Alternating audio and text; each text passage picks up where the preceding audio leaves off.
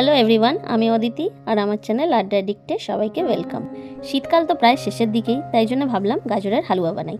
আর আমার বাড়িতে যেহেতু হোয়াইট সুগার খুব একটা ইউজ হয় না, তাই জন্য আজ আমি গুড় দিয়ে গাজরের হালুয়াটা বানাবো। আর যেহেতু শীতকাল, তাই জন্য আমি এখানে পাটালি গুড় ইউজ করছি। যাই হোক, যেমন ভাবা অমনি কাজ। বাড়িতে দেখলাম সব কিছুই রয়েছে, তাই জন্য টাইম ওয়েস্ট হালুয়াটা বানাতে 1 কেজি মতো গাজর নিয়েছি আমি এখানে। এরপর যা যা আমাদের লাগবে সেগুলি হলো 1 টেবিল স্পুন ঘি, এখানে আমি 1 কেজি মতো গাজর ইউজ করছি, 1 চিমটে নুন, 6টা মতো এলাচ, 1.5 কাপ দুধ, কিছুটা কিশমিশ, মিল্কমেড, খোয়া, গুড় আর কিছুটা কাজু।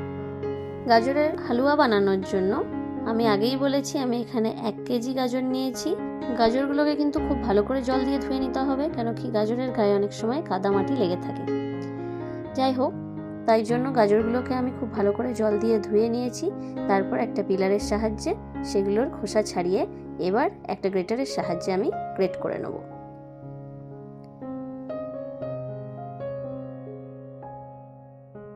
হয়ে গেছে আমার গ্রেট করা। এই যে দেখতেই পাচ্ছেন আমার এতটা মতো গাজর হয়েছে। এখানে আমি দেখিয়ে দিয়েছি কাজু, এলাচ, পাটালি গুড়, মিল্কমেড আর কিশমিশ।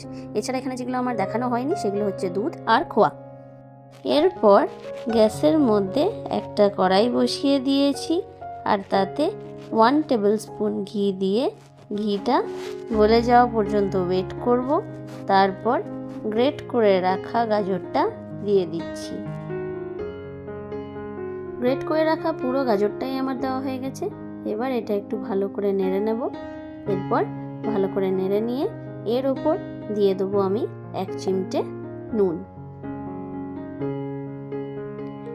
যাতে করে গাজরটা তাড়াতাড়ি সেদ্ধ হয়ে যায়। এখন গাজরটা একটু নরম হওয়া পর্যন্ত আমি এদিকে এলাচগুলোকে একটা হামালদিস্তার সাহায্যে একটু গুঁড়ো করে নেব। হয়ে গেছে আমার এলাচ গুঁড়ো করা। এর মাঝে আমি এলাচগুলোকে খোসা ছাড়িয়ে নিয়েছিলাম, আর খোসাগুলো কিন্তু আমি দিচ্ছি না এখানে শুধু এলাচ গুঁড়োটাই দেব।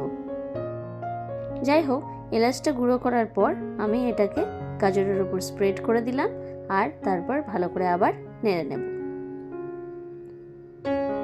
গাজরটাকে কিন্তু আমি মাঝে মাঝে নেড়ে দিয়েছি অফ ক্যামেরায়, কেন কি মাঝে মাঝে যদি আমরা এটা না নেড়ে দিই তাহলে নিচে লেগে যেতে পারে।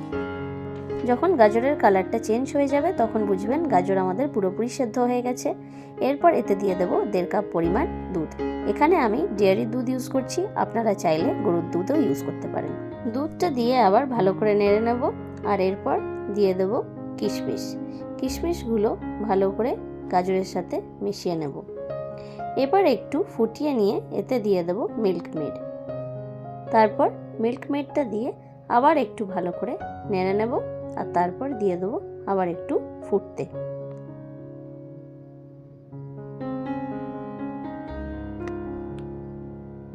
নেক্সট আমি এর মধ্যে দেবো কিছুটা খোয়া।